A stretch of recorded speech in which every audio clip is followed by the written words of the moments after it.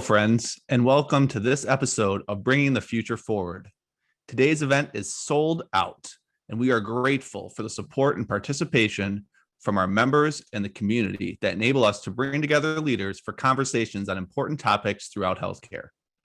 I'm your host, Bobby Patrick, and I'm the Vice President of Strategic Growth and Policy for the Medical Alley Association. Today, we're focusing on diversity, equity, and inclusion, and turning passion for this into action.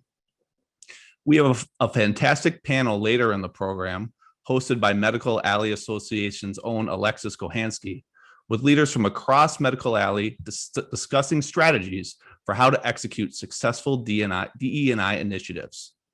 First, however, I'm fortunate to be joined by Jeff Martha, Chairman of the Board and CEO of Medtronic, to hear about Medtronic's leadership in the DE&I space and how he has continued to embed DE&I within the culture and business fabric at Medtronic. Before becoming chairman and CEO in April 2020, Jeff held an array of global leadership positions at Medtronic, including president, leading Medtronic's operating groups and regions. As senior vice president of strategy and business development, he led the $10 billion acquisition and integration of Covidien, the largest medical technology acquisition in the history of the industry. Jeff is an ardent supporter of philanthropic and diversity initiatives. He is a member of the Medtronic Foundation Board of Directors, serves as Medtronic's executive sponsor to First Robotics, and serves on the board of directors for Children's HeartLink and the Northside Achievement Zone. Jeff, welcome, and thank you for joining us today. Thanks, Bob. Thanks, Bobby. Thanks for having me. Excited to be here today, and especially to talk about the topic here of inclusion, diversity, and equity. So, looking forward to it. Great. Awesome. So let's start here, Jeff. You know, many in the audience already know that Medtronic founder Earl Bakken was also a co-founder of Medical Alley Association. And this has resulted in a long and special relationship between Medtronic and the Medical Alley Association, hasn't it? Well, yeah. Obviously, I mean, Earl being, I didn't know this. He was actually the co-founder, and another gentleman who I haven't met, but did not have a chance to meet, but Lee Berlin from 3M, and it goes back to 1984, and we're just proud to be part of it ongoing with members of our team like Rick Kuntz, who was on the board for a long time, and now Sherry Dodd. So yeah, it's a long history that's continued, and I'd like to see it continue on into the future because really med tech is, obviously it has global implications. It's the R&D component of it is one of the unique gems of the United States. Most of the R&D is in the United States, and Minnesota and the Twin Cities here is the heartbeat of that. And Medical Alley helps maintain that, and you can't take it for granted. And I think Medical Alley is part of an important part of the ecosystem here that will keep that going. Certainly, and we're fortunate to have companies like Medtronic here that launch a lot of the startups and build the ecosystem around us that continues to drive the innovation in addition to the work that Medtronic does. So we're really fortunate to have you and Medtronic and just such a great company here. So thanks for starting with that. So let's move on to our primary topic today, Jeff, and I'm excited to hear more about this. So you noted in your intro, inclusion, diversity, and equity is part of Medtronic's mission, and it has been from the very beginning. Can you give some background on that? And I think also, including why inclusion is first. That's a little bit different than how it's usually spelled out. And why has it been so central to Medtronic for so long?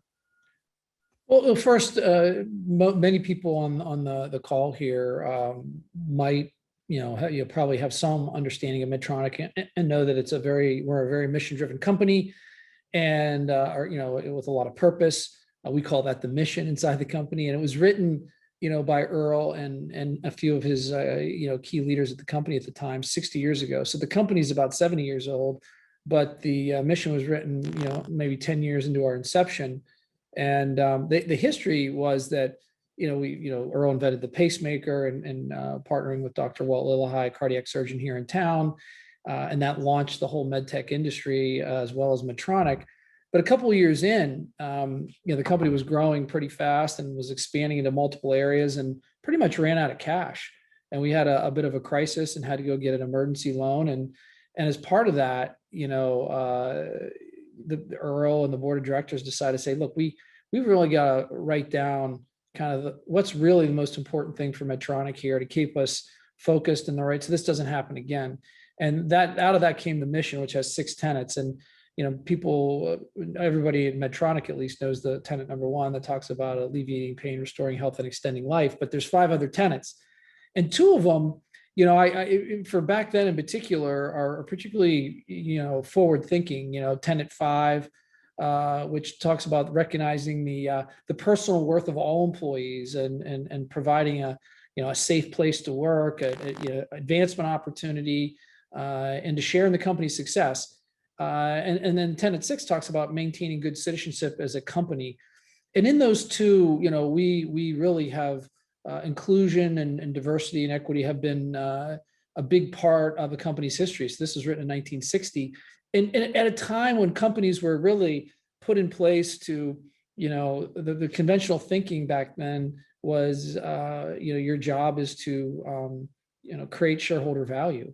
And do that within the framework of the law. But concepts like personal worth of all employees and developing employees, which now today are table stakes, and maintaining good good citizenship in the communities, which I wouldn't say are table stakes quite yet, but to highlight that as core to our mission back in 1960 was very forward thinking. And so this whole idea of inclusion, diversity have always been part of the company. And then I'd say 10 years ago, when my predecessor got here, Omar Ishrak, he really ramped it up. I mean, him being a diverse himself, being born in Bangladesh and growing up in India, I think has a more nuanced understanding of the power of inclusion and diversity, and really ramped up a lot of the things that we'll talk about today. And the reason, you asked specifically, why we talk about inclusion first. And look, inclusion, and quite frankly, I'm still working to define, how do you quantify inclusion? It's a feeling, that people have. Do I have a voice? Do I count? Do I have advancement opportunity? Do I feel safe? Safe is like very, like I said, table stakes. But do I have a voice? Do I have a future here? Am I valued? That's a feeling. It's hard to quantify. It's hard to measure that, but that's ultimately what we're getting to. Diversity is more, traditionally around the numbers, and numbers are leading indicators of diversity. What we're really trying to get to, when I say numbers, I mean number of diverse people in your organization, whether it be gender diversity or ethnic diversity, and then we would measure it up and down, like at senior levels, at middle management, et cetera. But they're leading indicators of inclusion, but it doesn't mean inclusion, and so what is inclusion? And that's something that we're always trying to define better and quantify better, but ultimately that's what we're looking for. And like I said, diversity is a leading indicator that you have an inclusive environment. Very, very interesting. That's very interesting. So, and then sort of building on that then, Jeff, Medtronic is focused on how it can foster that inclusive environment, as you've noted here. So, through some of the internal initiatives that Medtronic has done in that space, can you tell us about some of those? Sure. On the diversity side, well, yes, I'd say, on the diversity side, because I said that is a leading indicator, and it's important. It's hard to have credibility to say an inclusive environment when you don't have a diverse environment. And so one of the things that, Omar did back in 2015, which was very progressive back then and even controversial, was put out, diversity targets for the company in terms of gender diversity globally, and then ethnic diversity, here in the United States. And then we did it, a manager and above, and then overall, and then VP and above. So like, what's your overall diverse population? What's your manager and above? So you kind of get into management, obviously. And then for us, more senior management, VP and above. And we set goals, like I said, gender goals by each, overall, manager and above, VP and above. And then we set in the United States ethnic diversity goals, same 3 levels. And these are quite aggressive. And they were targeted, and they did have an end date from 2015 to 2020. And we, really pleased to announce that we did hit those goals, and they're, fairly aggressive. Like on the gender side, as we sit here today, the goal was to get 40% of our managers and above in the company globally. So 40% female. That's an aggressive number. And in our VP population for women was in the 30s. The goal was the 2020 goal was like a 32%, and we exceeded that at 33%. That's VP and above.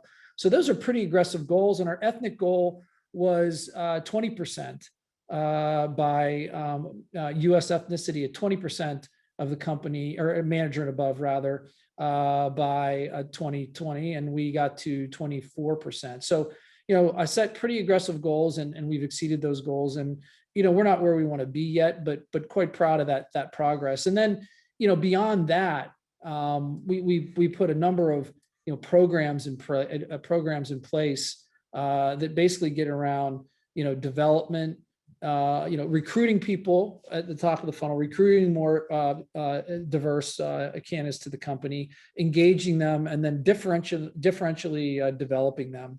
So, and then finally, I could go on here. I'd say beyond the development programs and a lot of educational programs, we also put in place these networks. A lot of companies have ERGs, and we have dozens and dozens of employee resource groups. But we also set networks that, we have 5 networks that get a lot of resources and support from the company. And the 2 of the networks are global. That's our female, our women's network, and our LGBTQ plus network are global. And then we have an Asian network, a Latinx network, and an African descent network in the United States. And those networks have driven a lot of the programs, which we can talk about, educational programs, recruiting programs, development programs, and all of that has added up to I think a more inclusive environment, better representation, also pay equity where we've achieved 100% gender pay equity, and in many countries around the world, including the US, and we're at 99% ethnic pay equity in the United States. So there's some room to grow there, but quite a bit of progress. And so a lot of that was set out by my predecessor, Omar, but the entire leadership team has been highly engaged in this. Yeah, that's great. And I think our panel will touch on that a little bit more. Setting the goals to reach are an important part of driving a successful initiative. You can't measure your progress without having those set. So it's, Medtronic is setting a good example there by having those goals and then meeting and exceeding them. So that's really exciting. So, you mentioned your leadership team just now. And so, successful inclusion, diversity, and equity initiatives require buy-in from the entire organization. And that's primarily driven from a commitment at the top. And so how does Medtronic achieve that buy-in, especially among its top leadership, and then translate it through its workforce? Sure. You're bringing up a really important part of this, and is that commitment from the top. And I, been thinking a lot about this over the last year, and reflecting on the progress that we've made. And again, everything I say today about Medtronic's progress is with absolute humility, in terms of we still have a lot more to go. We've made progress, and we're proud of that, but we still have a lot more progress to go. We can talk about that. So I don't want to come across as like we've solved this or any kind of hubris at all. It's a lot of humility here. And I'd also say that, at Medtronic, this commitment, it starts in our mission, which we talked about. So that's something that I think helped a lot, as it was built into our mission. And then, two, it's the commitment from the top that started 10 years ago with Omar. And he brought the entire leadership team, not just our executive committee, which is what we define those people that directly report to the CEO, but also the next layer or 2 down, engaging them, and his, nuanced understanding of and thought process around inclusion, diversity, and equity was apparent, but his authentic commitment was infectious, and he brought the leaders of the company to come to that same place. You can't dictate that. That is something that it comes from awareness, education, a lot of discussions, and I think the key to our progress has been that authentic commitment that is not just with Omar, and now me, but with the entire leadership team, even the one or two layers below. I think we have room to go at the middle management, quite frankly, just to be transparent, which I will be here in this discussion. Our board of directors is very committed to this as well. And it can't, and it can't be just I'm committed to hit certain numbers. You've got to, this whole inclusive thing. You got to be committed to making it has to feel right too for the company, and it has to be personal. And so a lot of the folks at the Medtronics senior leadership, this isn't just something we do at work. This is something that we also do in our personal lives and our, efforts outside the company. Many of us are involved in areas of driving equity and inclusion and other aspects outside of the company. The final thing I'd say is that this also, and if all that is true that I just said, this can't be like a side project for the company, like some little thing off to the side that we do because it's politically correct. I mean, you got to have that authentic commitment, a real, you have to go on a learning journey here. You got to be actively learning all the time. It's got to be personal, and it's got to be strategic for the company. You can't say, when you're talking to your board, your company, your investors, here are my 5 strategies that are important for the company, or 4, whatever your number is. And inclusion, diversity, and equity, if it's not one of those, then you're not committed. So this has to be a strategy for the company, not a side project. So that's where it starts. And you can't just snap your fingers and will that so. This takes a lot of work. And if you get what I just said, if you get to that point in your company, that authentic commitment at the top, it's a core strategy, and you're willing to have that perseverance, you'll make a lot of progress. But that is critical. That is the foundation of our progress here, is what I just said. That's great. And I like how, the authenticity piece and how this is a journey and a progress that, even with the success that Medtronic or others are making, there's still a long way to go on this. And I think that's what's really important. And that's what's, really driving this discussion today, this between you and me, and then our panel afterwards is the continued work that's needed to, move these forward, and what are strategies that are working to embed it within the culture, and how just the type of people that you're bringing into your company as well. And look, and I'd say the perseverance, because it's hard. I mean, it's hard because it's a lot to learn. You get there's setbacks. Personally, you can be disappointed with certain things that happen, and so you have that authentic commitment is foundational, which should help you with this perseverance, and just go into this with your eyes open. It's not easy. These are deep-seated kind of issues that we're dealing with here, and there's a lot of barriers, and there's a lot of learning. I'm learning every day. Just when I think I understand something, I learn something new. So these are all important aspects that I would, at least reflecting on Medtronic and my personal journey, that I would say are important.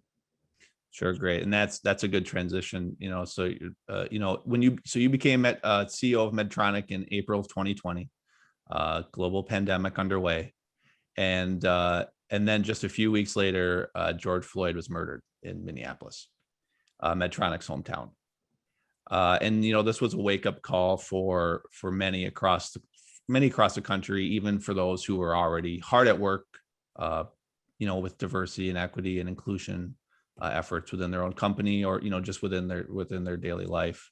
So can you tell us more about your personal commitments to advancing inclusion, diversity, and equity, and how George Floyd's murder impacted your journey? Sure. Maybe I'll take the first question first in my personal journey, and we'll get to how the George Floyd murder impacted things. I mean, yeah. So for me, look, I grew up in Pittsburgh, Pennsylvania. We, kind of, I don't know, it's not quite the Midwest, but it's not quite the East Coast. They call it the Mid-Atlantic region of the country, and I really wasn't growing up exposed, and I don't know that many of us were back then, to inclusion, diversity, and equity as a concept. But it was when I was in college at Penn State that I really first started getting exposed to this idea, and really started putting some thought and action into it. And there was an organization on campus that pulled together leaders across the university. Penn State's a big place, and leaders could be academic leadership, or student government, or other philanthropic, or in my case, it was athletics. I was the captain of the hockey team, so they pulled the different sports teams together, and all at once, all these different leaders coming together and included in that, there were groups even back in the late 80s, early 90s, when I was in college, that were based on inclusion, diversity, and equity. So there was a LGBTQ group, there was an African descent organization, and I started meeting these leaders and trying to understand why, what their organizations were built around, and what was their mission and purpose, and some of the challenges they were up against. I was curious, and I guess my curiosity was something they were interested in. So I started getting invited to speak at their groups, or getting involved in their groups, and speaking on their behalf to other groups around campus. And I did it at that point. I was just interested, and I had empathy to some of the challenges that they were facing, and that I didn't understand as I grew up. I didn't see that. I wasn't looking through their eyes. But college is when it first started for me to open up. And then I was at GE for 20 years before Medtronics. So that's been my career: college, GE for 20 years, moving all around, and then Minneapolis, here for the last 10 at Medtronic. And at GE, I did get involved in some of their programs, and Big Brother, and they had I was involved in their African descent program, not deeply involved in their women's network, but involved.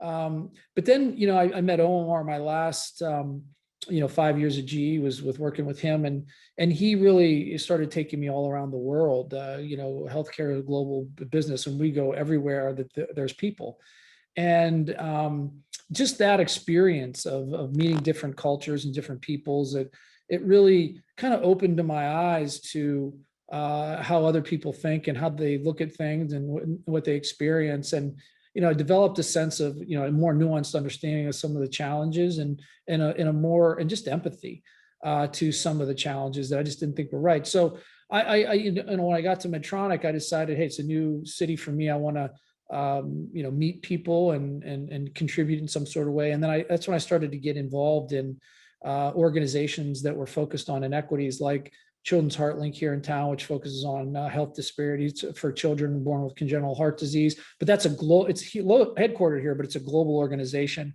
working on mainly in emerging markets. I got on the board of that, and also eventually Northside Achievement Zone. I've been on that board for a number of years, which focuses on education and health and other disparities for children of color born in North Minneapolis.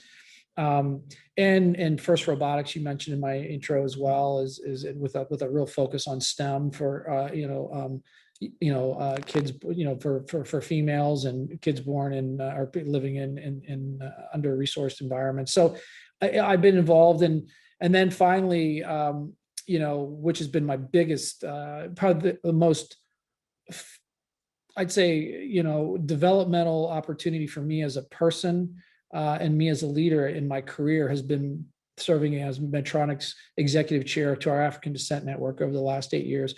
And when I became CEO, I had to give up that role, but it has been for me the most developmental, personally and professionally.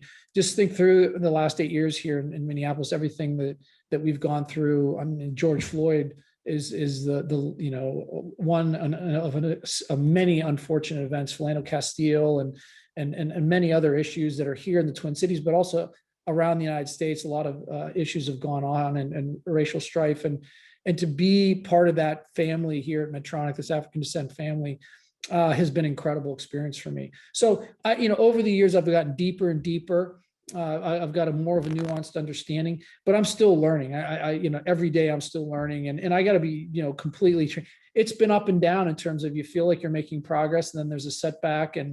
But I'll tell you this: I don't regret anything, and like I said, it's been the best development opportunity that I've had since I've been here. And kind of getting to your second question, what did George Floyd change? For me, it was a wake up call, and let me explain what I mean by that. So we have been working on, inclusion and diversity within the four walls of Medtronic for a long time, and making a lot of progress and feeling pretty good. But, probably oversimplifying, but we weren't quite focused enough on the equity piece. And I started to come around to that concept before George Floyd. And one of the first things that I did during the transition between me and Omar is we hired a chief inclusion diversity officer from Kaiser Permanente, Dr. Sally Saba. And one of the things that really attracted me to Sally's background was her focus on equity. So moving outside the four walls of Medtronic, because quite frankly, the people that work for Medtronic, especially here in the Twin Cities, do pretty well financially, and but there's a lot of communities that are underserved that we don't touch quite as much, and so getting involved with that. And we were just starting to ramp up that strategy when George Floyd, the murder happened, and he was murdered, and there it was like I say, it's time to double down here and really attach that word equity to our core strategy and define that, put resources against that, and in a much more aggressive way than we had. We were focusing on inside of Medtronic, and expected our employees almost to say, okay, whatever happens outside the company, that's on you. That's another thing. Inside the company, let's focus on things like unconscious bias and diversity numbers and this feeling of inclusion. But it became pretty apparent that you can't do that. People don't separate their outside world and the inside and the company world. And we needed to add this equity strategy to it. And we also had to start having discussions around race. We were using words like unconscious bias and that kind of, and that's very important. And we're, I got an unconscious bias training, another one like tomorrow. So it's very important, but getting into like race issues, it's much more deeper and raw and difficult, and having those discussions inside Medtronic, that's something that changed. So after the murder, doubling down on equity and putting that in our core strategy with inclusion and diversity, and just having a lot more dialogue around race. And then out of this came a number of new investments, new and incremental investments into certain organizations that are around the United States focused on these issues of equity, which we can talk about if you're interested.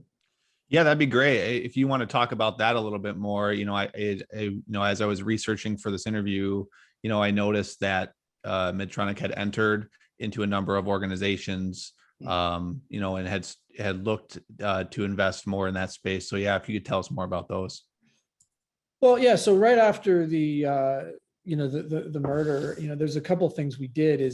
One is provide in the short term just a place for a venue for our employees to talk, particularly in the African descent community, and had these like listening sessions, across the company, just so people can talk and vent and express their emotions. And but we are a company that wants to do something here and act, and we really empowered.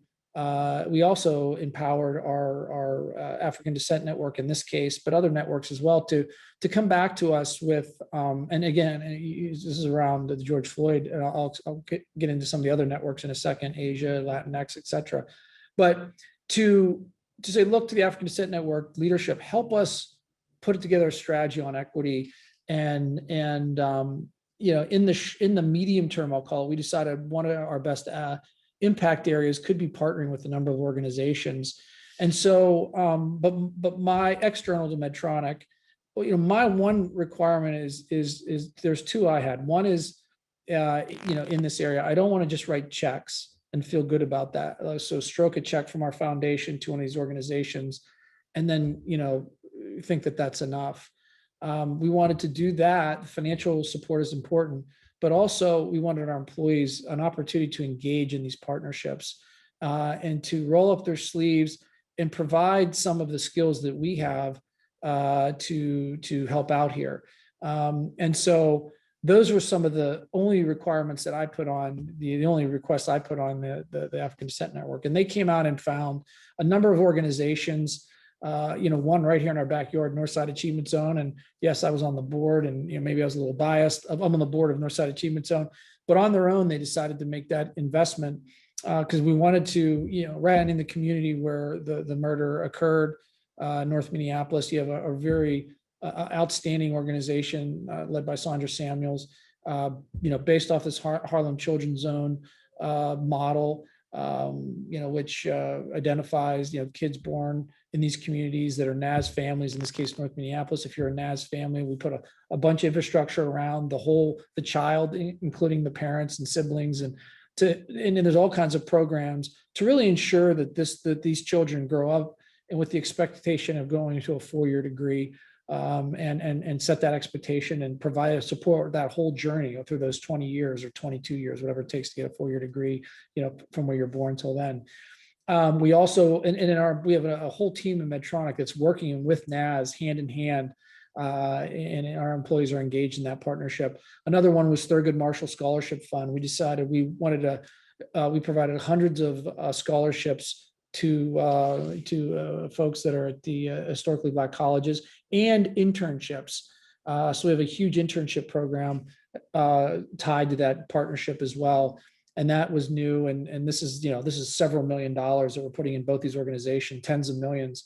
And then, but there's other organizations as well, healthcare organizations around the Twin Cities that we got involved with, like the People Center, and other programs. But those are some of the big ones that we that came out of this. So again, we're helping these organizations that are focused on these issues that people of color face, starting at when you're born all the way through adulthood, and trying to provide support and engaging our employees to do this. And I find it's very powerful because your employees are learning too. Because just like me, I say everybody's got to learn about some of the challenges that these communities face, and develop that sense of empathy as well, but knowledge of what's really going on out there. And so we're excited. These partnerships are early, but going really well. Yeah, the commitment to the community as part of all of this is excellent as well. And, I think, in sort of building on that, translating, the commitment to diversity, equity, inclusion, Medtronic's commitment there also impacts the patients it serves. And so, can you talk about the ripple effect for Medtronic's patients because of the company's commitment to moving forward on this journey of DE&I? Yeah, that's a great question. Yeah, so yesterday was World Health Day, and the timing of this conversation is good. It's part of World Health Day, and the focus was on health and equities. And so we announced a number of partnerships there as well. Around, and we on health and equities, this is an area that we've been working on for a while too. But quite frankly, our foundation's done a really good job of this. But quite frankly, historically, a lot of our efforts have been outside the United States in emerging markets. And what we've done over the last year or two was also extend that focus to inside the United States, because quite frankly, we have health and equity issues right here in the United States, right here in Minneapolis, in the Twin Cities. And so, we have built up a number of partnerships and taken a number of actions. The partnerships we announced just yesterday were, one of bringing some of our diabetes solutions to communities of color, partnering with the American Diabetes Association and another organization called T1D, with type 1 diabetes, T1D Exchange. And that's, again, bringing diabetes solutions that we have to the to these communities, under-resourced communities of color here in the United States. We also announced a partnership with another Minneapolis-based, which I mentioned earlier, philanthropic organization, Children's Heartlink, that provides great solutions to children born with congenital heart conditions. 1 in 100 kids around the world, no matter what your ethnicity is or where you're born or what your income bracket is, are born with congenital heart disease. It's like the number one killer of people, I think, under a certain age, under 30, that from non-communicable diseases. It's pretty big, but these problems can be solved with through modern healthcare techniques. However, 90% of the kids of these 1 in 100, 90% of them are born in areas around the world that don't have access to this modern healthcare. So Children's Heartlink provides that access in a scalable and sustainable way. So we announced a big, transformational multi-year grant. For them, it's $2.5 million. It's a big grant for Children's Heartlink. That's one of our recent partnerships. But in addition to that, I took advantage to celebrate some work we've been doing for the last 5 years, even more than that, like 10 years, on creating.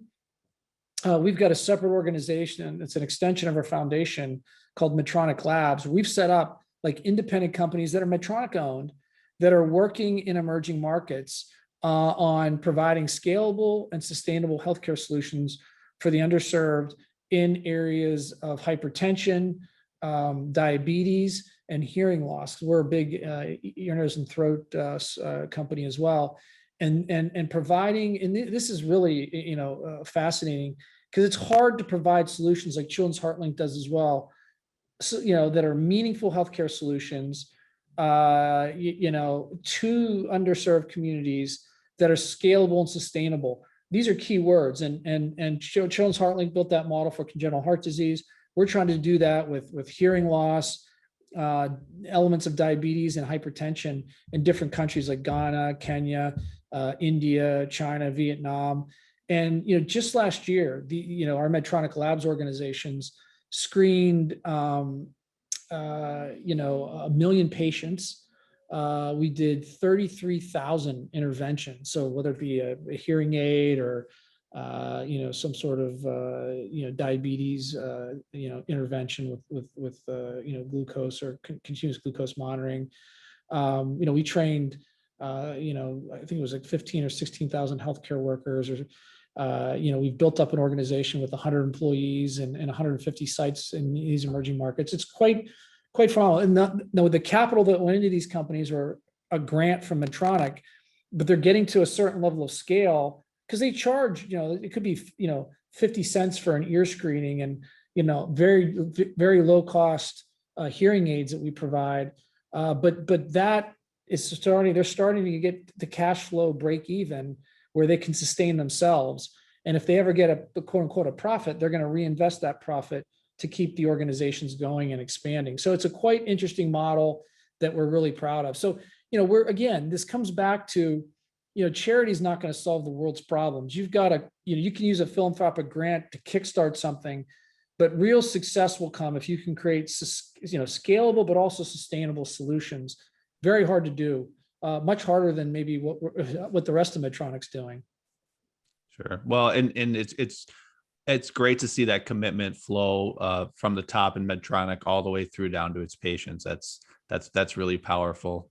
And so, Jeff, we're getting close to time here. So there's one question I sort of wanted to end with and let you elaborate on it. There are companies of varying sizes in Medical Alley, and a lot of them are on this call here, and they're all, very committed to DE&I as well. And so, sort of a two-part question, and perhaps you can answer them together, but, what are some opportunities for Medical Alley organizations to look at working together in this space? And then also, what are some just top level ways from your perspective that smaller organizations can really embrace? What are the most important things for them to embrace when advancing a DE&I initiative? Well, look, there's definitely opportunity to band, to work together on these things.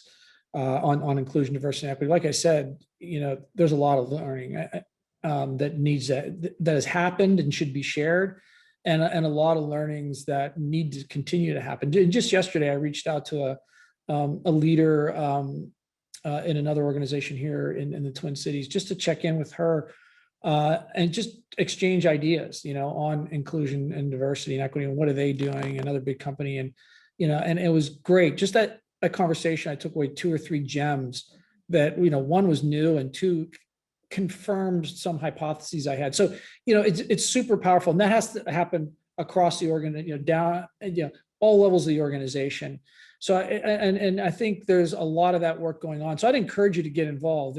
There's lots of opportunities here in the Twin Cities to get involved, and just, raise your hand and reach out to some.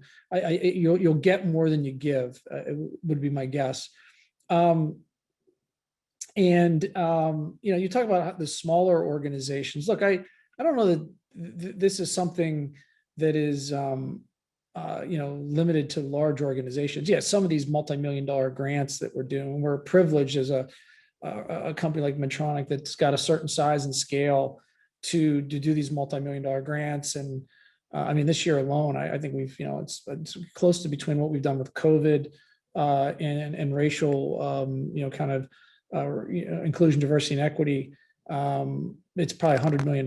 These big numbers that we've and then the global reach is probably more limited to some of the bigger companies. But the idea, the power of the idea is the most powerful thing here. And I think just leaning into this and engaging your having these conversations with your employees. My one piece of advice was just don't listen to what I say and go do that.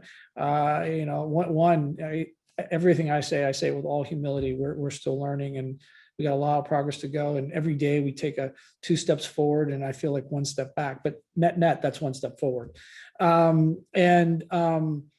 I just engage your team and have the conversation and see where it takes you, and continue to talk to other organizations, and these like for example, and just don't get caught up in what you think you have to do. It's okay, I got to have targets for diversity. That may be the right thing. Maybe not. I do think it helps. By the way, though, it creates that sense of urgency, but you should look around, listen to the best practices that you're hearing from other big, small companies, and just engage your team. And I would, creating, these networks, or, and empowering them, whether it be, Latin, like a female organization, or Latinx, or Asian. The Asian population right now in this country has gone through a lot. The Asian issues aren't as well documented, and haven't been in the headlines until recently here with the shootings in Georgia. They haven't been in the headlines like many other organizations, but they, like the African descent issues, have been, because there's, with George Floyd and Breonna Taylor, and in our community here, Philando Castile and others. But the Asian community is going through a lot too. So, with this, anyway, I won't get into that, but the point is, maybe you do set up some networks and empower them to help lead your organization through this. These are some of the things that I really think it's just engagement, it's learning, it's humility, it's perseverance, and if you have those things, you'll figure out the right actions to take, and that's what I'd say. I don't want much more to add than that. Great. Thank you, Jeff. I think that's really important message to end on. So thank you for your time today. It was great to talk to you. We really appreciate it. It was great to learn more about Medtronic and its approach, and then how to, some suggestions on translating that forward. So thank you. Yeah, thanks, Bobby. I appreciate the opportunity, and thanks for everybody for tuning in today. I was humbled that there was a sellout. I know you could sell out a Zoom call, but that's good. I'll take it. Thank you. All right. Well, thank you again, Jeff. And Alexis, I will turn it over to you and our fabulous panel. Fantastic. Good morning, everyone. My name is Alexis Kohansky, and I'm the Director of Member Engagement for Medical Alley Association. And today I am very, very excited to moderate this amazing panel of diversity and inclusion leaders across Medical Alley member companies. And before we get started here, because we're going to have them do some introductions, I definitely want to kind of frame up this idea around, really looking at passion behind diversity, equity, and inclusion, and really turning it into action. Peeking at some of the Q&A questions, they're trying to move us there. So I think you all who are sticking with us for the next 45 minutes will be very pleased by our amazing panelists because they're going to go there today. So I want to start with really brief introductions of our panelists, and I'm going to start with Roxanne. Hi, I'm Roxanne Battle. I am VP of Advocacy and Community at Sanvello Health, which is a tele-mental health startup company. I'm also chair of Sanvello's Diversity, Equity, and Inclusion Committee, and pleased to be here with you today. Thank you, Roxanne. Camelia. Good morning, everyone. Camelia Clink-Scales Major, Head of Inclusion, Diversity, and HR Compliance for GE Healthcare United States and Canada region. Thanks so much for having me here on the panel. Honored to be a participant. Thank you. Kelly. Good morning. My name is Kelly Scott, and I am the Director of Diversity and Engagement with AtriCure. Thank you, Kelly. And we're going to have Angel introduce herself. Good morning, everyone. My name is Angel Udine. I'm the Director of Diversity, Equity, and Inclusion at Blue Cross Blue Shield of Minnesota. Thank you. Okay, so we're going to dive right in, and we're going to start with the concept around these initiatives and buy-in. I think that that's an important component of this conversation.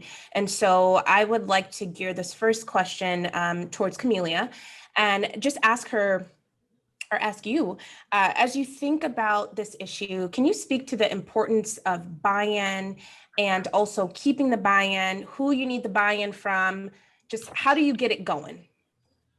Excellent, and thanks so much.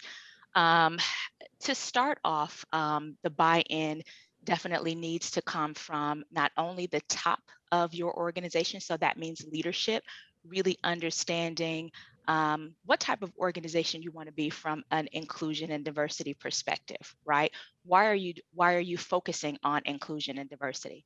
I think there's leaders that have been educating themselves, organizations really getting smarter in the space of inclusion and diversity to understand what are the business advantages, the competitive advantages to driving inclusion and diversity within your workforce, right? We know that diversity drives better business outcomes, increased revenues, really having employees that are engaged, committed, loyal to deliver to their maximum capability, and really just driving that innovation within your organization. So to all of us here on this call, heavily embedded in the healthcare space, it's about driving best innovations for positive patient outcomes, right? That's why we do it. That's our higher sense of purpose on why we're so dedicated and driven within our organizations. Diversity is a mechanism to help take you there and make sure that you're delivering on those outcomes for your communities and patients that you serve. So, and looking at who you want to be in terms of an inclusion and diversity brand, both internally and externally, I think you really have to understand where you are and where you're trying to get. So part of that buy-in is also taking an honest look at some of what Jeff mentioned, those leading indicators. So what does your diversity workforce look like in terms of women representation and leadership throughout your organization, US minority, and particularly underrepresented or underutilized minorities, which are African Americans and Hispanics, as how we define it within our organization, and making sure that you have programs in place from every aspect of that employee life cycle, from how you're showing up in the market in terms of your employment brand. Are you a destination, or do you aspire to become a destination to attract diverse talent? How are you onboarding your diverse talent to ensure their short-term and long-term success, development, as well as that engagement to drive opportunities, promotion, advancement, and ultimately retention within your organization? So I think those elements, and I'll let the rest of the panel here weigh in on this as well, but those elements are the starting points for the leadership buy-in. And then just understanding from your employees, what does it feel, how does it feel for them, right? To making sure that what you're focusing on is going to have that effect to make sure that they feel respected, valued, rewarded, and that they have the best opportunity for maximizing their career potential.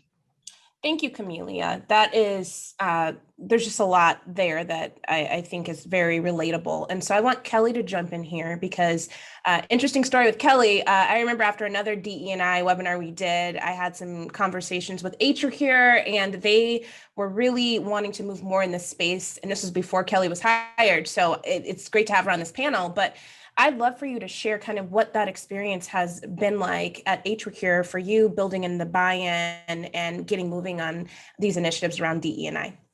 Well, thank you. I was really impressed even during the interview process, because I could see and feel and understand that they had done their research. And I think what's most important is that you do the research. And for those of you who have been in the beginning stages with organizations, and even others that are on this call or on this webinar, you have to be in the know. You need to understand the business. You need for your folks to know the business so that you can make that connection of the value of diversity, equity, and inclusion. Because what most people are thinking is, what does it mean for me? And what does it mean for me in my position? And what does it mean for my employees? So when I came in, AtriCure, they were very honest in the fact that they were humble in saying, we need help. Here's what we've tried. And what many organizations will find is sometimes you don't know what you don't know. And that's okay. They had the courage to take that first step. So I've been actually able to come in and leverage the work that they've done, which was really setting the foundation, like that first step. So they did start with the unconscious bias training. I think, as Jeff had mentioned, building that foundation is really important, so that especially in the early stages, so that folks know that this is not something on the side or something extra. This is part of who we are and what we do. So if you're providing education on leadership skills, DEI should be a part of the conversation.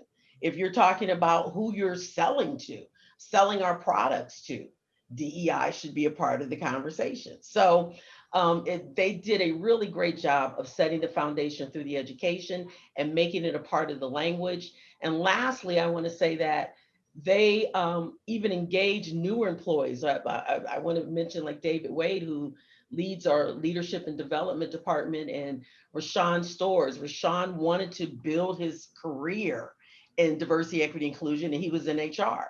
So it's kind of like, with the book with Good to Great. It's like Rashawn was like, I'm not sure if I want to be here, but I know I can exceed if I'm over there. They gave him the opportunity to do that. And that's how they engaged Rashawn to start the process. And then with David, he was hired in to lead learning and development, but they were honest with him and saying, we're a small company growing, but we really want diversity, equity, inclusion to be a part of who we are. Are you willing to help? And so I think having that honesty and being humble and saying, we're not sure, but let's give it a try. And that's what I've really enjoyed working with the group because of that, and been able to leverage with the work that they've started. Kelly, two things stood out to me in that, and one is really embedding DE&I and the initiatives throughout the organization. And it's not something on the side. And then the other was around just really ensuring that you're connected and honest with where you are in the process. So Roxanne, I want to give you a chance to jump in here and provide some thoughts around the buy-in piece and some of the work you all are doing at San Velo. Thank you very much. And, I just have to say, one of the things that Jeff said that really stood out to me during his fireside chat, which I thoroughly enjoyed, he says, we're really humble with what we're doing and that we haven't figured it all out. We don't have all the answers. And I think, so many people are looking at how do we even start? Yes, the George Floyd situation, which happened just a few miles from where I lived, was a touch point for all of us. And it brought issues that Black folks have been talking about for their entire lives lives into the public sector. And now we're having these very same conversations publicly that we were having at our dinner tables with our children and our loved ones and our partners and such. And we don't have all the answers. We can't, we don't have it all figured out. And one of the things that Jeff said was he wanted to be humble about the fact that we don't know. And so that's where we start with the buy-in, is something a term I came across called competent humility, in that you're willing to admit what you don't know and then begin the process of finding out. As you know, as executives, as people in the healthcare industry, as leaders, we think that we're supposed to have all of those answers, but so much of meeting this particular moment are those soft skills of listening, of empathy, of really hearing what your team is saying. And then out of those conversations that you're having in your safe spaces, things will inevitably bubble up.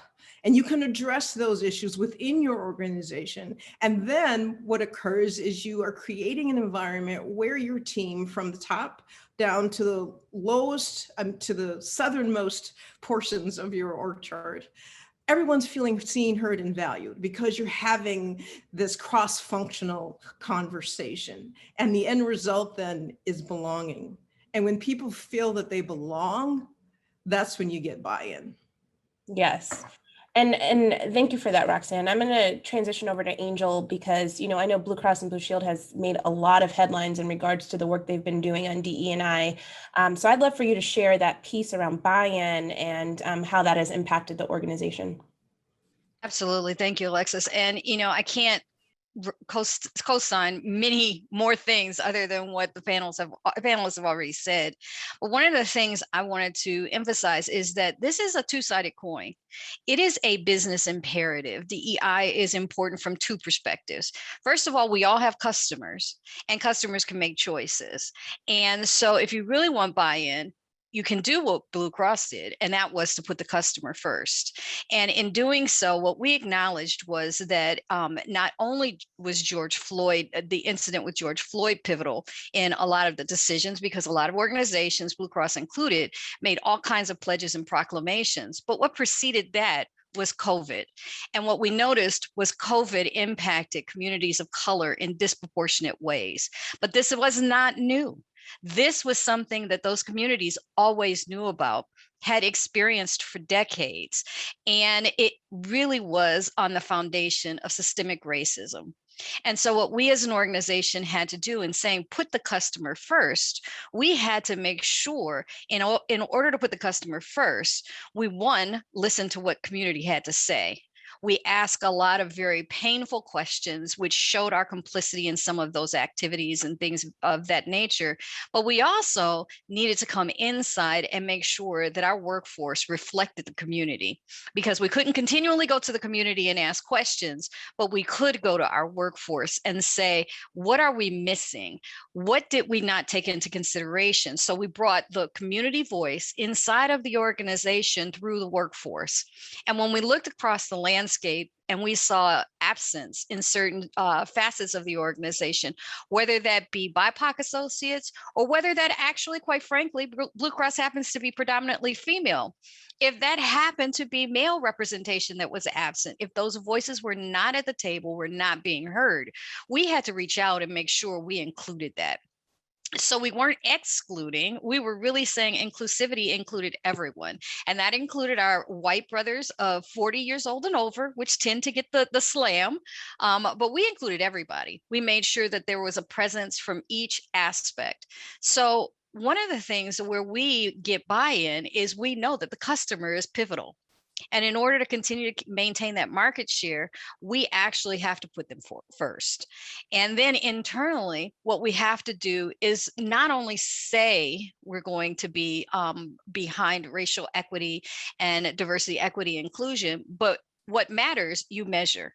So what we do is we actually hold the metrics up against everything that we do. Each leader is accountable for both their workforce metrics, as well as their cultural competency, as well as the associate engagement at every level. Blue Cross in the past, like many organizations, does an engagement survey amongst the employees, and they get the results, and the results are wonderful, right? And there's certain areas that you got to work on. But what we did differently this year was we disaggregated that information, and we looked at every demographic slice of that information to see, are people really happy? And what areas do we need to put emphasis on, and where do we need to make greater strides? And so that is where you get the buy-in, because those individuals, once we disaggregated that and started to ask more in-depth questions, they realized that we valued their opinion, we valued their presence, and we wanted to know how we can make their experience better. Because quite frankly, if their experience isn't better, they're not going to give our customer a great experience. And at the end of the day, put the customer first was our priority, right? So therefore, racial health equity and diversity, equity, and inclusion became what we call blue chips, which are top priorities within the organization. Thank you.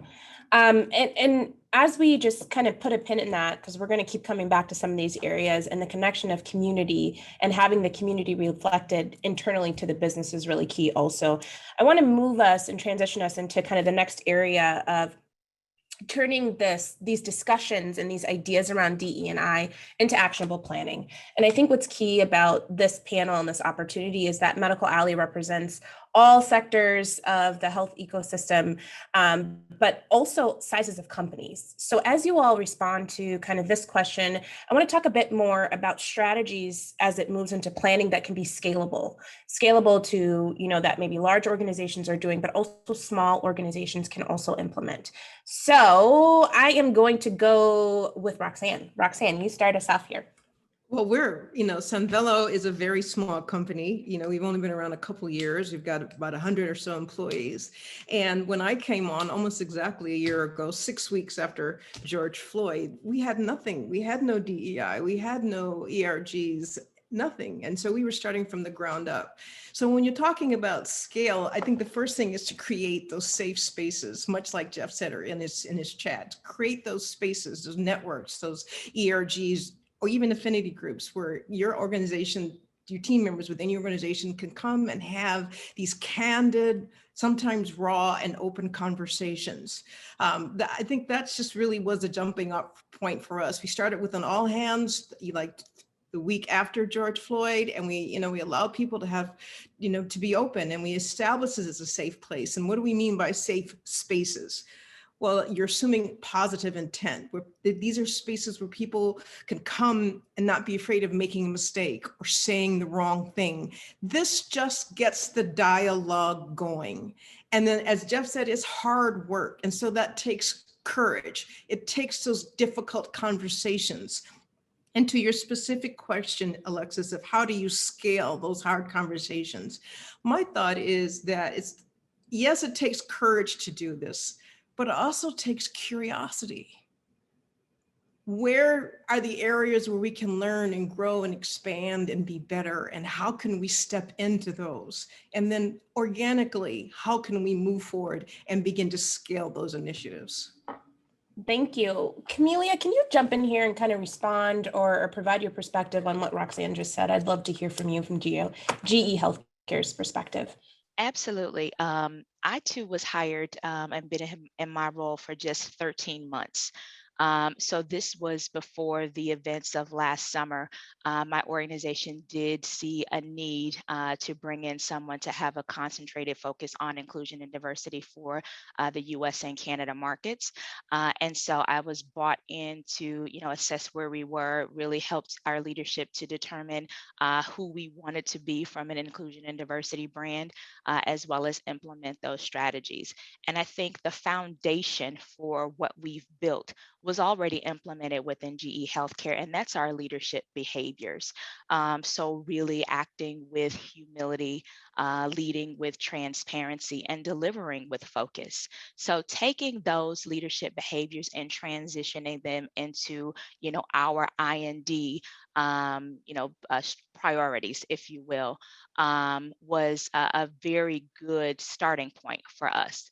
And in that, delivering with humility, I think our organization is probably no different than others, having, part of our workforce that I like to call the greens, who understand, the reason that we're doing this. They're bought into driving towards better inclusion for our organization, and are really willing to, be part of that solution and rolling up the sleeves to deliver some results. And then you have the yellows and then the reds, right? Those reds are the ones in the organization who really don't identify with the problem, really don't understand why we're focusing so hard on inclusion and diversity, especially after last summer when, corporations across the world, right, communities across the world really started to become awoke, if you will. I call it the social awakening movement. That's my coin on it. But I think we've started to, really learn from the experiences of our colleagues and our neighbors, really understanding what, those systemic racism, institutional racism definitions are, implicit bias, just really starting to come together and understand some common terms of what was being felt. Roxanne, you said it earlier, what we were talking about at our dinner table or after work amongst our friends, but now it has a center stage within the corporations. So really educating and just being humble enough to receive the information, right? Being curious, as Roxanne said, and then just accepting what you are hearing, right? I think that a lot of the times organizations that might be a little bit newer to the I&D journey might have a hard time as accepting some of these things as reality,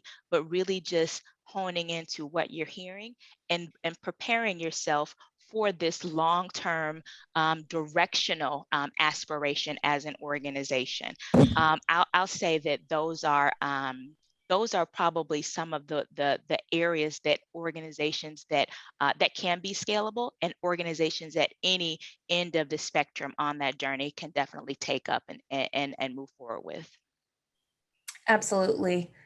Kelly, if we can make this a bit more real for, how your experience has been at AtriCure, coming on board, setting up shop in regards to building the relationships and establishing these initiatives. Can you kind of speak to what it has been like to implement some of the actions that you all would like to take in this space and sort of what that approach looks like? Sure. So I believe in utilizing the model that many organizations, and I come from a healthcare, working with health systems. And so I started with AtriCure in December. So I am new to the medical device industry, but enjoying it. But many organizations use the model of having the diversity. I like to call them a leadership council. So having a diversity, equity, and inclusion leadership council. And our plans are to, as some of the folks have mentioned a little bit earlier, all of this, we have to be inclusive with this work. So that means it is not the DEI department leading all aspects of what's happening with diversity, equity, and inclusion. We have to encompass everyone. We can't do what we do without partnerships with marketing and communications, without partnership with L&D, without partnerships on the clinical side. So there's just the importance of engaging everyone in the process, and the Diversity, Equity, Inclusion Leadership Council allows you to do that. Using that structure along with, and we hear different names, the ERGs, the employee resource groups, affinity groups. I used to in the past refer to them as business resource groups, and some have done that as well. But I think what we're in the process of doing with AtriCure, and the importance of it is those groups are there because we want those with common passions, goals, to be able to interact and support one another, but they also are there to help leverage our business goals. So I really, truly believe in the planning process and utilizing that strategy to address what's most important for AtriCure. So I'm hoping, and I feel that we're getting the momentum and the understanding that there is no cookie cutter way of doing this work. I remember when I had my knee surgery and I had to go to pain management. And the physician told me, this is, because I'm like, well, why are you giving me this? And why am I only taking it once a day? And why this dosage? And she said, it's an art. Practicing medicine is an art. So you are my project, and we got to figure out how to keep you out of pain, right? Until this knee heals. And I'm like, okay. I kind of feel that way with leading diversity, equity, and inclusion. I feel it is an art. Coming into AtriCure, I had to understand the culture, understand how they maneuver, and then I had to work with them and meet them where they were. And I made sure that they know that this is trial and error. We're not in a hurry. It is a journey because we want this to be sustainable. So to circle back, yes, using that council, we're looking forward to using the model of the council, the employee resource groups, and we're going to let them decide what needs to be, what they feel is important for the organization. And what I'll do is provide the guidance, and I'll provide the resources and the information so they make informed decisions based on our business. Our patient is always first. So what is it that we're doing that's making sure that that patient is first? Thank you. Angel, I have a question for you. And I think this will be great for you because in a lot of the conversations around DE&I, there's an aspect of talent, right? There's an aspect of groups. I think you alluded to it earlier in your discussion about having the organization reflect the communities that they serve. So in some of the different medical alley sectors, the needs are very, very, very specific, very niche. So as you all think about developing pipelines of talent or how to kind of get at that diversity internally when there may not be such an accessible pool of candidates, can you kind of speak to how Blue Cross and Blue Shield has approached any of these issues or just how to think about making stronger connections with community as it relates to talent and skill sets needed? Sure. First of all, I'm going to say that COVID has dispelled the narrative of limited talent pool.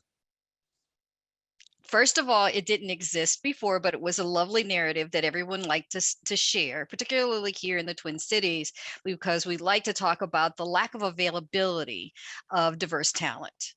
It was never true. We just didn't know how to reach them. We weren't taking the effort to actually build relationship with organizations, with communities, with sororities, fraternities, HBCUs, professional associations from every ethnic realm.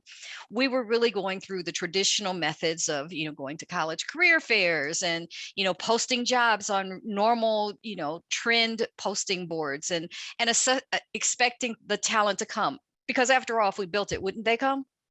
The reality is that we realize we have to be intentional about our outreach.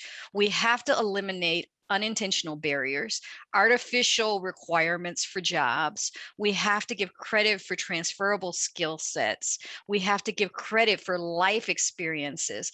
We have individuals within organizations that can't seem to move beyond the ceiling in management simply because they don't have years of experience or college education that fits the exact criteria.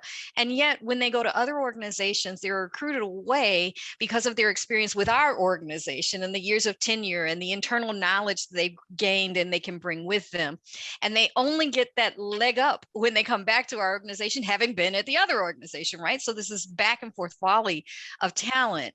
So when we talk about filling niche roles with talent, we have to be creative. We have to understand, what are we really looking for?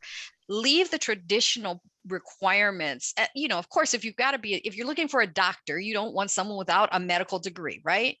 But for a lot of these roles that we have within our organizations, we can look at them strategically and differently than we've looked at in the past and give credit for a lot of things that we've never acknowledged, but our counterparts will. And then start broadening our scope. We don't have to be a Minnesota organization any longer.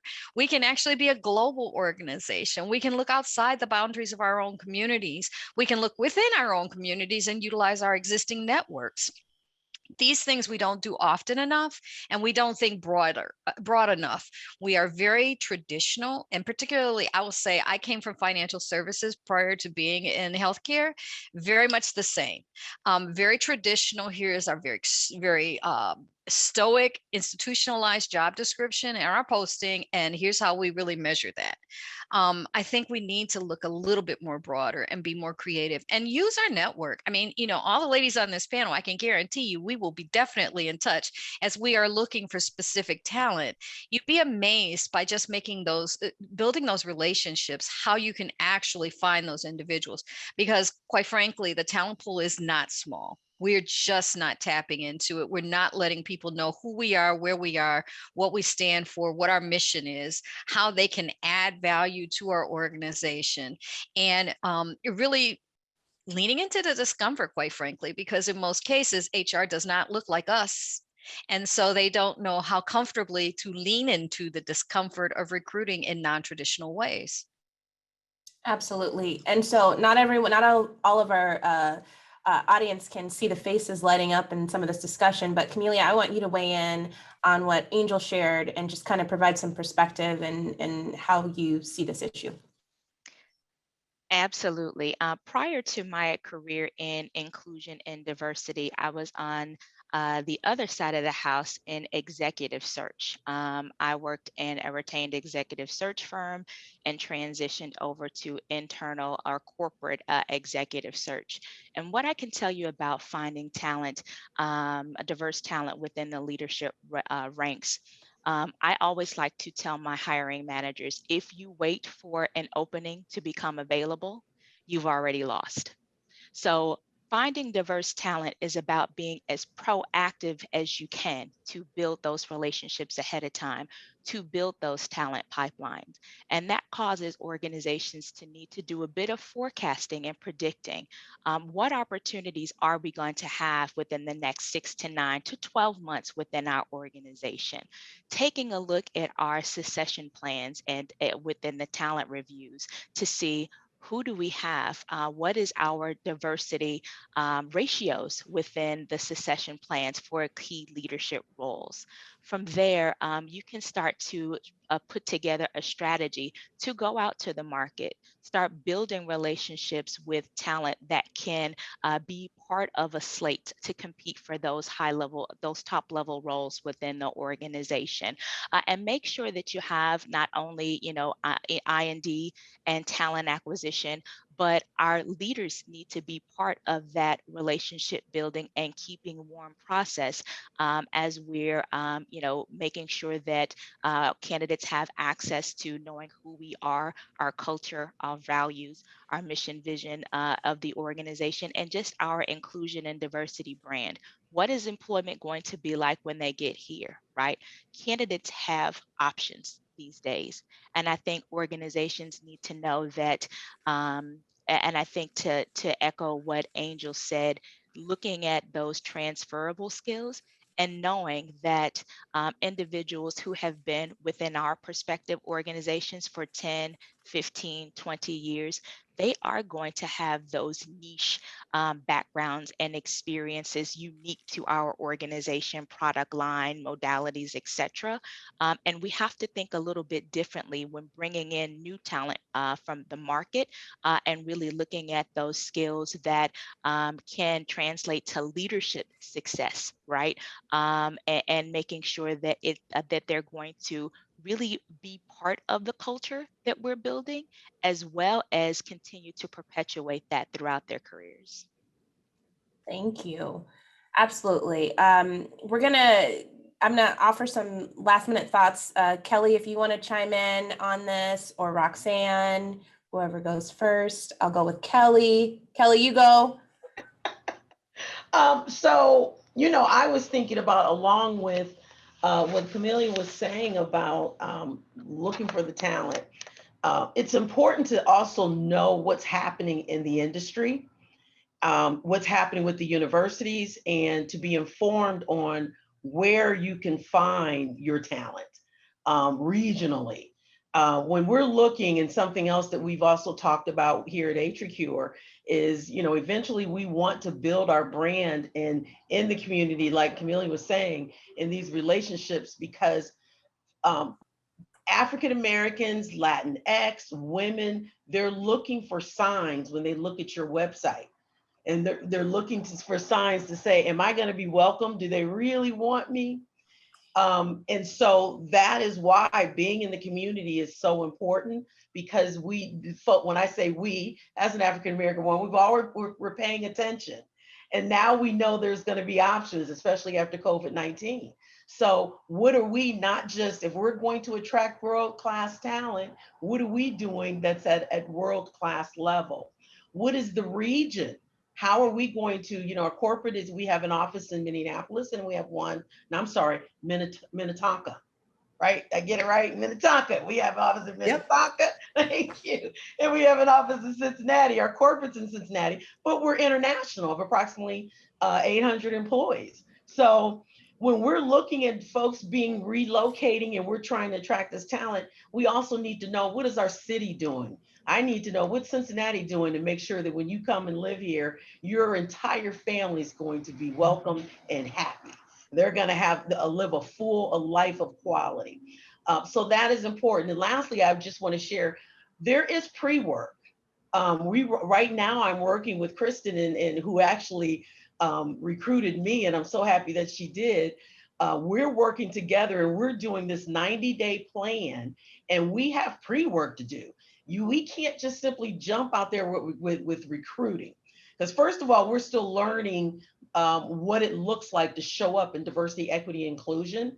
And we have a phenomenal culture of leadership and value, and we really are living our value system. And I think that's why this journey in diversity, equity, inclusion will probably be easier than in other cases that I've been in. But we want to make sure that when we recruit this person, they're going to stay and they're going to be engaged. So that means that we've all been saying, not just surviving, but thriving. So this pre-work of knowing the data, where do you find the folks? Who are you going to build those relationships with? And then when you measure in the beginning, yes, we've got to have something to work towards. So the numbers are going to be there. But I come from banking and finance and a sales background. So I'm measuring what are the activities that I'm doing or that we're doing to get us to that place. So right now, we've got to show our due diligence. We need to be able to say, okay, if we didn't get what we were looking for as far as recruitment, let's go back and look at, well, we participated in 3 or 4 diversity job fairs, right? But were they quality fairs? Should we have really been a part of that fair, right? So understanding the quality and the quantity of the activities that you're doing in order to get to be successful in that recruitment piece is important. Measuring that as well, and sharing what you're doing. Let your folks know, let the organization know what you're working on. And I love it now, because now I'm starting to get phone calls and emails, and they're like, well, when's this coming? When's that coming? And that's what you want. Build that excitement, because you do have I think Camila was saying, the green lights, they're out there. And we've got to work on, we may have to work on the others, but make sure you're transparent in what you're doing, so that they know that, hey, they could be a good fit. When we have these partnerships with certain organizations, I always negotiate memberships. So if I partner with Prospanica or National Black MBA Association, and we're going to make sure that, okay, so how many memberships can I have so I can engage my folks and they can network and develop as well. Thank you, Kelly. I think for this discussion, I think for a lot of our audience, we could have a whole other panel on this. So I'm going to, put that plug in for Medical Alley to make sure that we have even more discussion on this. I know we're getting close to time, but as we wind down here, I'm going to have Roxanne address this next question. I would like everyone on our panel to just weigh in somewhat briefly before we close. And 2 points I would like to talk about. One, what are some roadblocks that companies or organizations can be aware of as it relates to a sustainability of these DE&I initiatives, right? And then the second one is going to be around, what is something you wish you knew earlier on in the work you're doing that would have been helpful now, or some tips that folks can be thinking about on this issue. So we're going to start with Roxanne. Real quickly, first question, what are some roadblocks? And it's what Camila talked about with respect to that red light and that green light and that yellow light. Not everybody's going to come along on the journey. Not everybody's going to agree with diversity, inclusion, and equity. And some people may even view, recruiting diverse talent as preferential treatment, but meritocracy and diversity are not mutually exclusive. We've proven the fact that we have a workforce of individuals who can meet this moment. So getting over the misconception that somehow diversity is synonymous with preferential treatment is one of the roadblocks that we will continually have to work with. And then lastly, what is something I wish I knew a year ago? I wish I knew how hard it was. I wish I knew how hard this work was going to be. I've had to decompress after many DEI committee meetings. I've had to step back and regroup and get back in there. But this work is hard, but it's important work. We know the statistics that talk about 35% of businesses who have diverse teams, see an improved bottom line. It's 45% if we have a diverse team in the boardroom. So it affects the bottom line, and it is the reality of the world that we live in today.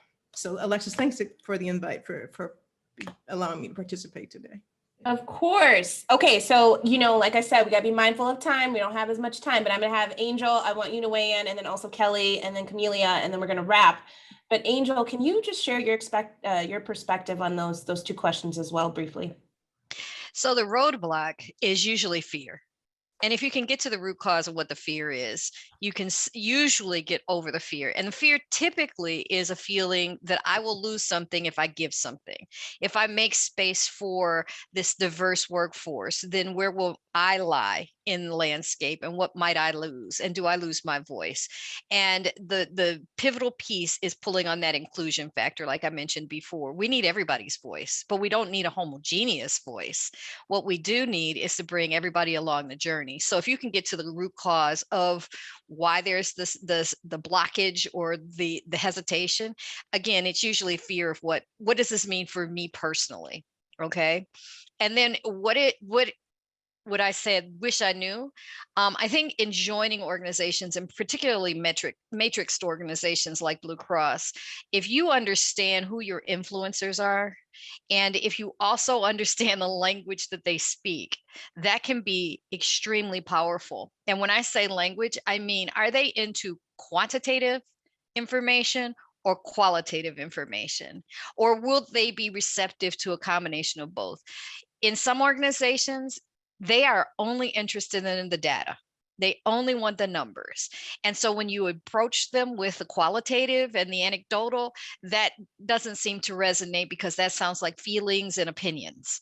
And so just really being grounded in who your influencers are and what message or what language do they speak, and how can you get your message across to them and turn them into an advocate. I think that's a pivotal piece.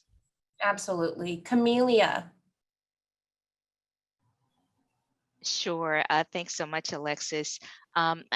Briefly, I'd say the communication piece. Our CEO of GE Healthcare said it very well. If we have a business problem that is outstanding, we are going to talk about it. We are going to try to solve this problem. It is going to stay on our priorities for the organization, and we're going to pull out every effort to make sure that we're able to meet this particular demand, right, or reach this particular goal or ambition.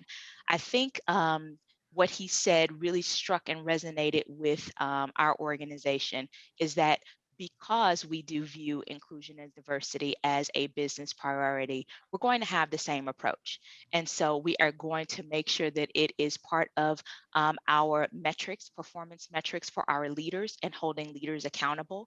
We're going to make sure that it's part of our staff discussions in every meeting, and that we have a focus on it, and that it continues to be center stage and highlighted within our organization until we reach a point where we have equity, equal opportunity opportunities for all employees across the organization. So this notion of inclusion and diversity fatigue really needs to go away, and we need to put it in perspective and approach it as a business priority and a problem that we need to solve.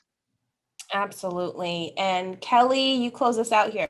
Okay, well, thank you, Alexis, for having me. And I would say that, last year it's my understanding that this diversity, equity, inclusion practitioners, that we were the most sought out profession, right?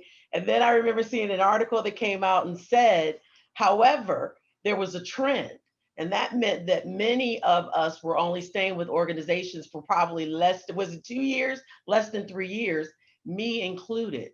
And that is because what I wish I would have known or I wish I would have been smarter about is you cannot do this work without leadership support. And that's the board on down. You need access to resources and you need a budget. And staff is extremely important because I was working so hard with a promise of I will get a staff that I was spinning my wheels a lot. So I eventually learned how to work smarter versus harder. But I will tell you those are barriers when you do not have those 4 things. Because this work, as we've said, I'm sure all of you have your framework. And our framework is built around partners, our patients, and our people. That's huge. It's not just people. It's not just HR. There's a whole another element to this business with the community and the product and services that we offer. So the barriers would definitely be is to make sure that you have those 4 things. And what I wish I would have known is really to put my energy in working smarter versus harder. I always kind of felt like I had to prove that I was supposed to be there. And not all the time, but with some organizations. And that made me work harder, but not necessarily smarter. Wow, I think that last piece is definitely powerful. So like I said, we need to just have all of you back. We need to have more discussions. This has been so enlightening for all of us. So I want to thank all of our panelists today. I also want to thank all of our audience for sticking with us for a couple minutes over time. And I just want to acknowledge that Medical Alley is committed to using our platform to elevate critical issues like diversity, equity, and inclusion. And there's definitely more to come. We just launched a webpage that highlights all of our member company efforts in this space. So please check us out and visit us at medicalalley.org. And I hope all of you have a wonderful day. Thank you.